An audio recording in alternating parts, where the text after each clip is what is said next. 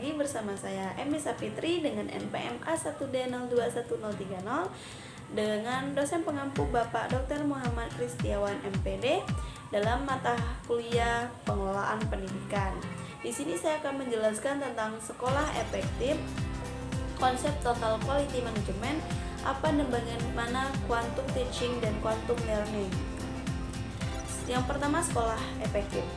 Menurut Lorenzo Wilezote 1991, beliau mengatakan bahwa sekolah efektif adalah sekolah yang mampu memiliki dampak pembelajaran untuk mencapai semua misi, menunjukkan adanya kesamaan dalam mutu atau kualitas. Menurut Johnny 2008 mengatakan, sekolah efektif adalah sekolah yang menjelaskan fungsinya sebagai tempat pembelajar yang baik dengan menyediakan layanan pembelajaran yang bermutu bagi siswa-siswinya. Dalam konteks manajemen, sekolah efektif adalah sekolah yang mampu mencapai tujuan dari sasaran yang telah ditetapkan, meskipun pertimbangan utama dalam menetapkan sekolah efektif adalah pencapaian akademik siswa, partisipasi masyarakat, dan kepuasan guru juga menjadi kriteria sekolah efektif. Dalam beberapa definisi di atas dapat disimpulkan bahwa sekolah efektif merupakan sekolah yang mampu memberikan layanan pembelajaran yang bermutu, yang didukung oleh proses penyelenggaraan yang bermutu dan mampu menghasilkan lulusan yang bermutu. Karakteristik sekolah efektif yaitu fokus bersama dan jelas, standar dan harapan yang tinggi bagi semua siswa, kepemimpinan sekolah yang efektif, tingkat kerjasama dan komunikasi inovatif, kurikulum pembelajaran dan evaluasi yang melampaui standar, dan frekuensi pemantauan terhadap belajar dan mengajarnya yang tinggi, serta pengembangan staf pendidikan dan tenaga pendidikan yang terfokus. Konsep Total Quality Management. Total Management System adalah suatu sistem manajemen kualitas yang berfokus pada pelanggan dengan melibatkan semua level karyawan dalam melakukan peningkatan atau perbaikan yang berkesinambungan atau secara terus-menerus.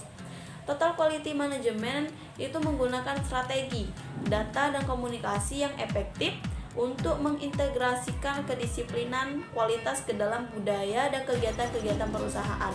Singkatnya, itu Total Quality Management adalah pendekatan manajemen untuk mencapai keberhasilan jangka panjang melalui kepuasan pelanggan. Dalam Total Quality Management, semua anggota organisasi atau karyawan perusahaan harus berpartisipasi aktif dalam melakukan peningkatan proses, produk, layanan, serta budaya di mana mereka bekerja sehingga menghasilkan kualitas terbaik dalam produk dan layanan yang pada akhirnya dapat mencapai tujuan kepuasan pelanggan. Elemen pokok Total Quality Management yang pertama itu fokus pada pelanggan, yang kedua keterlibatan karyawan secara keseluruhan, yang ketiga pemusatan perhatian pada proses, yang keempat sistem yang terintegrasi, yang kelima pendekatan strategi dan sistematik, yang keenam peningkatan yang kebersinambungan, yang ketujuh keputusan berdasarkan fakta, dan yang kedelapan komunikasi. Quantum Teaching. Quantum Teaching itu merupakan proses pembelajaran dengan menyediakan latar belakang dan strategi untuk meningkatkan proses belajar mengajar menjadi menyenangkan. Pembelajaran pengajaran menyampaikan isi dan mudah dipahami. Proses pembelajaran quantum teaching itu mencakup petunjuk untuk menciptakan lingkungan belajar yang efektif merancang. Quantum teaching merupakan satu cara yang memberikan sebuah gaya mengajar yang memberdayakan siswa dan berprestasi lebih dari yang dianggap mungkin. Juga membantu guru memperluas keterampilan siswa dan mahasiswa sehingga guru akan memperoleh kepuasan yang lebih bagus. Adapun prinsip quantum teaching yaitu segalanya berbicara. Nah, segalanya dari lingkungan kelas hingga bahasa tubuh dari kelas yang dibagikan hingga rancangan pembelajaran semuanya mengirimkan pesan tentang belajar. Selanjutnya, segalanya bertujuan. Nah, semua yang terjadi dalam kegiatan proses belajar mengajar itu mempunyai tujuan. Yang selanjutnya, pengalaman sebelum pemberian nama. Nah, proses belajar paling baik terjadi ketika siswa telah mengalami sebuah sebelum mereka memperoleh nama untuk apa yang mereka pelajari. Selanjutnya, akui setiap usaha. Nah, dalam setiap proses belajar mengajar, siswa patut mendapat pengakuan atas prestasi dan kepercayaan dirinya. Nah, jika layak dipelajari, maka layak pula dirayakan. Nah, perayaan dapat memberi umpan balik mengenai kemajuan dan meningkatkan asosiasi positif dengan belajar. Kelebihan dan kekurangan quantum teaching.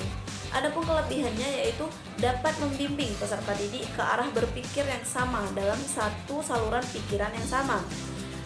Karena quantum teaching lebih melibatkan siswa, maka saat proses belajar, perhatian murid dapat dipusatkan kepada hal-hal yang dianggap penting oleh guru, sehingga hal yang penting itu dapat diamati secara teliti.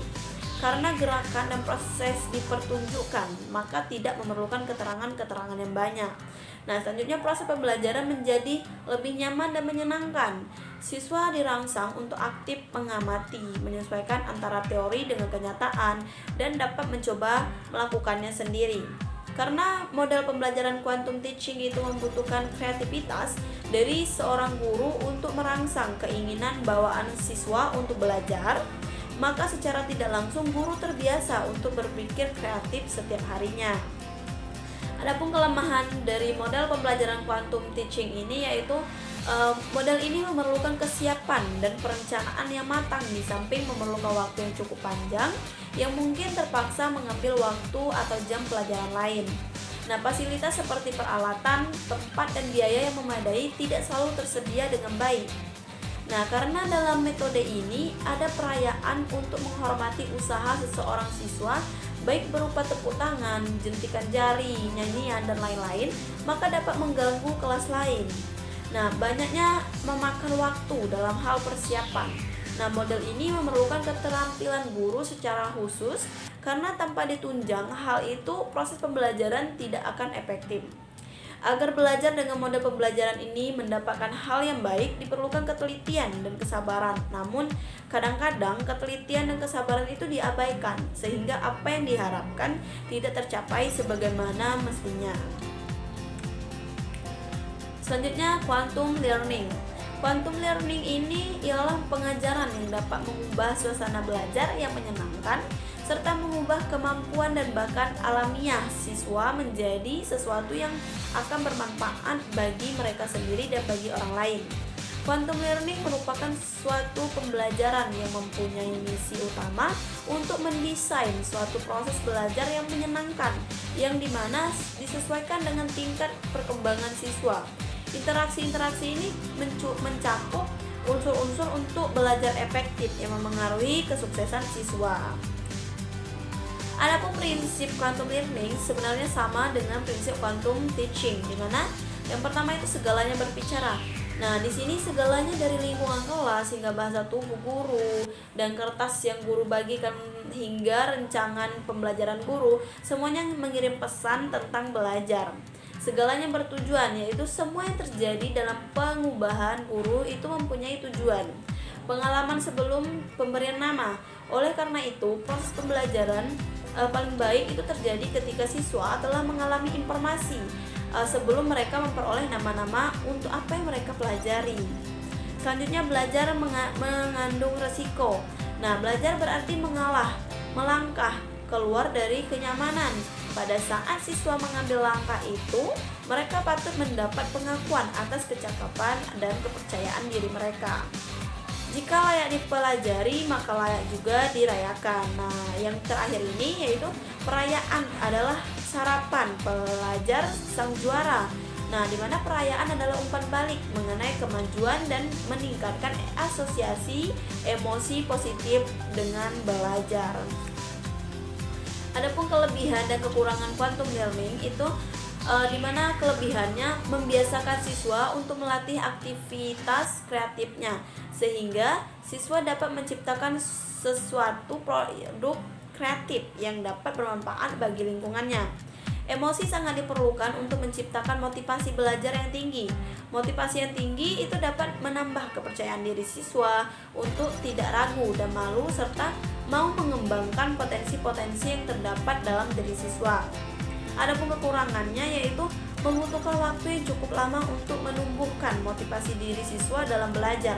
Kesulitan mengidentifikasi keterampilan siswa, memerlukan dan menuntun keahlian dari keterampilan guru, dan memerlukan proses perencanaan dan persiapan pembelajaran yang cukup matang dan terencana dengan cara yang lebih baik. Nah, baik, itulah yang dapat saya sampaikan mengenai materi pada kali ini. Lebih dan kurang saya mohon maaf. Saya akhiri dengan wassalamualaikum warahmatullahi wabarakatuh. Sampai jumpa di video selanjutnya. Bye bye.